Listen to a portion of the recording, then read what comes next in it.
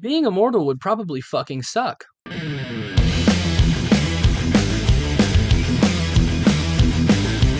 Have you ever thought about being immortal?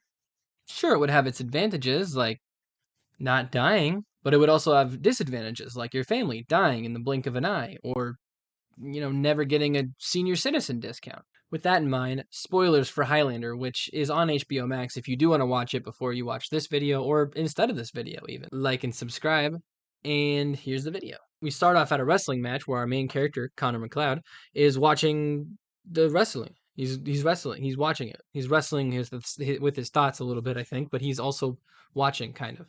We then cut to the parking garage where we get a little bit of product placement, and Connor gets into a scuffle with an immortal who yells a lot. This is where I'm going to point out that the editing in this movie is weird, to say the least. It's a little, like at you. As they say, stay hydrated. Not really sure if it's bad editing or if it's just the 80s. Connor gains the upper hand and, whoa! That was violent for the 80s.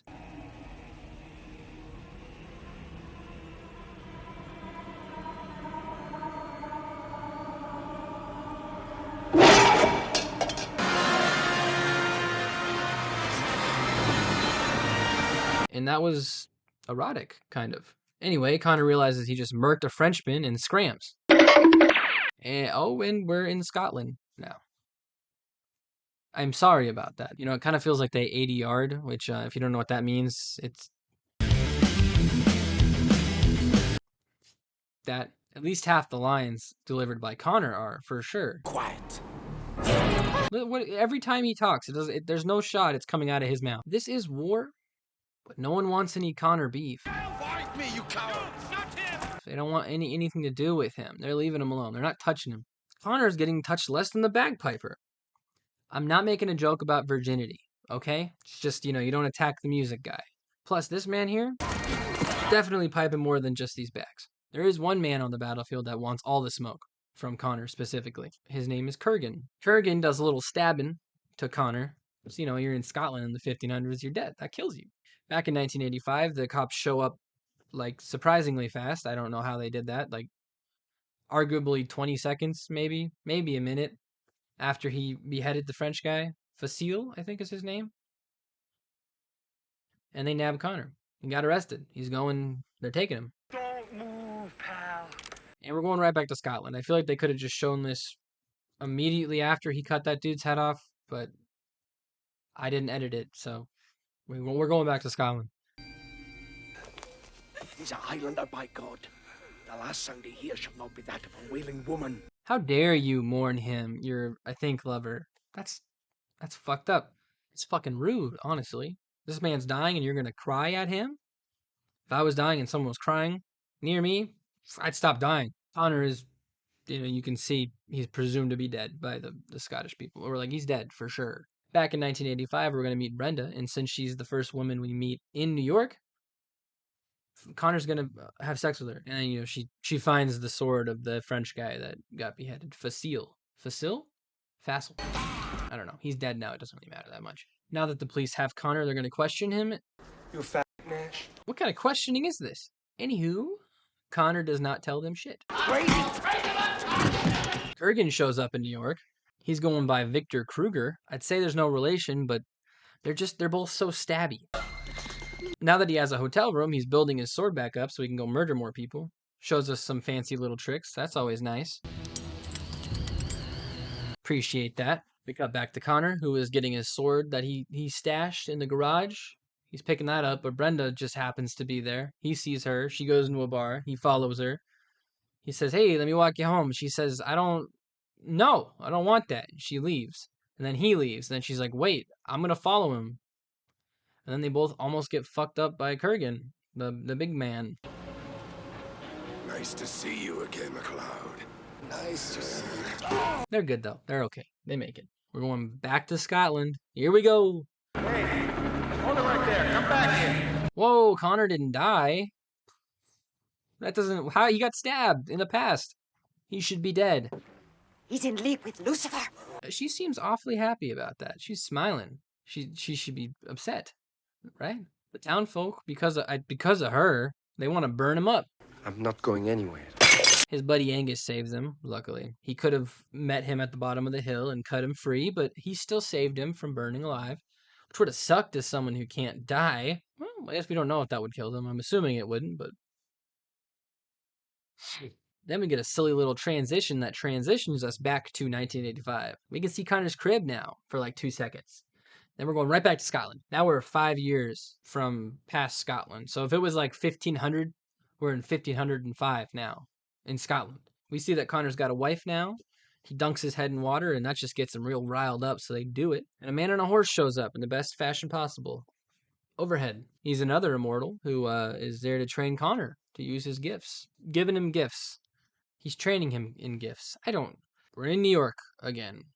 In a police station. His Vietnamese neighbor ate his dog. Brenda seems very interested in Connor, so she's trying to look up information about him in the police database or files or whatever. They're not going to let her, but she's a little sneaky guy, and she gets it. Now she has information about Connor. Now we're in Connor's apartment. We see that he's got a book about swords, and the author is Brenda. She's a sword historian, something. Back in ye old Scotland, we see Ramirez training Connor. Get out! Then Ramirez explains why Connor is like this, the way that he is. He cannot die. We see why. All right. He also explains what the Gathering is. It's an event that's going to happen in the future at some point where all the immortals that are left are going to meet up in a faraway land and murder each other to death. We also learn that essentially whoever is the last, there can only be one. The guy who gets to say that at the end, the winner. It's kind of like Uno, It probably still counts if you don't say that. The last immortal guy kind of holds the fate of the world in their hands. So if Connor were to win, it'd be probably chill because he seems like a good fella. But if Kurgan won, something bad would happen. It would be stinky. We also find out that all Connor really wants to do is have a family, but that sucks because they can't have kids. Immortals just can't do it. Also, all their loved ones just die anyway, so it wouldn't really matter if they could. They would outlive them by far. And then Kurgan shows up, ready to fuck up anyone that's in sight, and he murks Ramirez. He kills him to death. Luckily, he leaves Heather alive, which is Connor's current wife. Although he does some not good stuff to her that I'm just gonna leave it at that. Back in modern times, Connor and Brenda are on a little date. Turns out Brenda just wants to see Connor's sword. The metal one. The metals. Connor, for some reason, calls her selfish. I don't really get that, unless he's saying that she should try to turn him in for the murder, which is an odd route to go, Connor, but I guess if that's what you want. And surprise, surprise, we're going back to Scotland again. This is the last time, I think. I'm pretty sure. We get to see Connor stay with his wife as she grows old and dies, and it's actually really sad. But we're back to the present. We're in New York, baby. Now that we're back in the present, Connor is in Central Park, and he meets up with an old immortal friend. His name is, hold on. What is his name? I think it's Castigear. I think that's how you pronounce that. Anyway, we're only there for like 2 seconds, and we go back to the past. I didn't lie, okay? Pretty sure we're going to England this time, and it's like the 1700s. So I didn't technically lie to you. And this is just for fun. We get to see Connor get stabbed a bunch. That's filler, really. I think that's the last time we're going to the past, okay? Don't hold me to that, but I'm pretty sure. Now that we met the Castigear character, we get to see him fucking brutally murdered by Kurgan. He cuts his head off, and then Kurgan gets lit up by some random dude with a gun. And then Kurgan gives him a little poke. He's okay, though. He doesn't die, which I guess is... yeah, that's good. Now there's only 2 immortals left. After Kurgan shish kebabs that guy, we get to hit the road. Brenda's still a little curious about Connor, so she goes to some guy with a computer, and it was a computer from the 80s, so it looks a little green. She finds out that every once in a while, he gets a new identity and signs his belongings over to himself. And, she's like, whoa, that's impossible. What? Connor and Kurgan have a fun little meetup to confirm that they're the only ones left. They're the last immortals. So they don't fight because, I don't think I said this earlier, you can't fight other immortals in a church. That's like, holy ground is off limits. After that little meetup with Kurgan, Connor decides to finally tell Brenda the truth by stabbing himself in front of her. She's like hella into knife play, I guess, because they do it. It's a little weird because they've only been on one kind of date-ish thing where he just was like, "You're selfish," and he left. And then he's like, "Hey, look at this," and he stabs himself. Then they do it. If there's an adult male and an adult female in an 80s movie, they're gonna do it. That's just the rule. They have to. I can't even show any of it because there's a whole lot of butts. There's so many butts. There's only 2 people, but I swear I saw 5 or 6. I'm still gonna show you this weird little kiss they do though, because it freaks me out.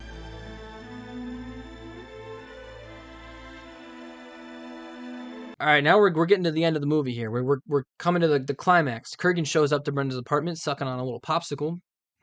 Gross. I don't know why, but that's gross. He kidnaps her, and they go on a fun little cruise together. I don't really think he needed to kidnap her. I'm gonna be honest. Like, I know he's doing it to entice Connor to come fight him and maybe make him more mad. He already wanted to do that. He's already really pissed at him for all the other stuff that he's done. This was unnecessary. An unnecessary step. Fuck it. I don't know. Whatever. You gotta kidnap a woman if it's an 80s movie, I guess. There needs to be a woman in peril. If there's a woman, she will be in peril by the end of the movie. Now they're having their final fight on the rooftop of some building. Everything's exploding and wet. Kurgan goes fucking hog wild on this sign. Then because of all the water damage that came from up, wherever, they fall through the roof. Finally, down below, Connor prevails with a little help from Brenda. Now he gets the win. He's the winner. He gains all the weird energy that comes out of Kurgan's body. There can be only one.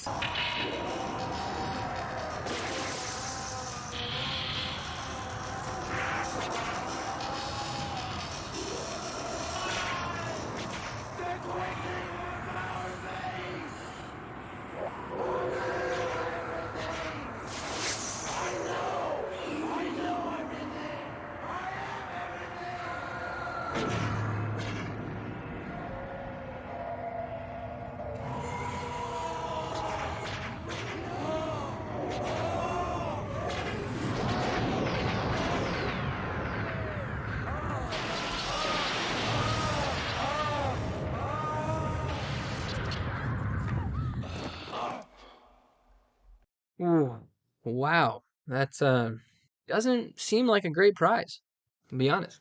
That looked awful. I feel like I was being tortured just having to watch that. Goodness. In reality, though, Connor, he's gained the full power of the quickening, which I'm still a little fuzzy on. I don't really know what that does. I'm a little confused. Connor does explain it. It's like a whirlwind in my head. But if I concentrate, I know what people are thinking all over the world.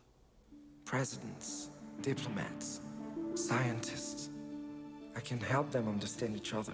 But I don't know. I guess he can read minds. He's going to make peace with that, I guess. I don't think... The way he explained it, I don't think that's going to work out, I'll be honest. Whatever. Radical, dude. That's sick. Good, good plan. Him and Brenda get to live their lives together, though. So we're happy. We're happy for that. Can we get a round of applause for the happy ending? Can we stop kissing like that, please? Kiss normal. You're in Scotland on a hill. Why are you making out like that? Just relax. We did go back to Scotland, though, as you can see. It just wasn't in the past. It was in the present. Well, it's our past, but they're present. And that's it. You know what? That's it. That's the movie. That's the end of the movie. It's worth a watch, honestly. It's a classic. As you saw, though, it's definitely a movie of its time. You fat Nash? My only real problem, besides the slurs, is the editing. I had a good time. I enjoyed it.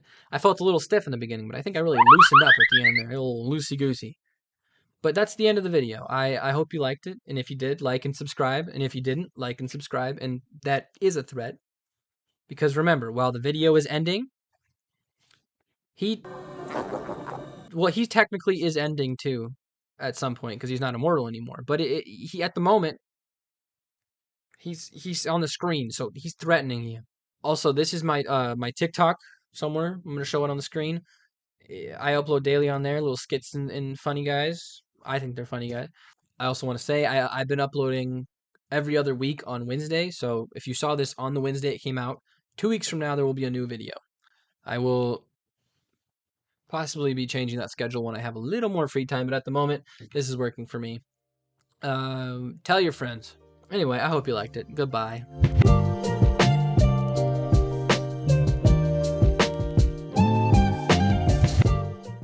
Yeah. Mm-hmm. That's what it is. It is what it is, huh?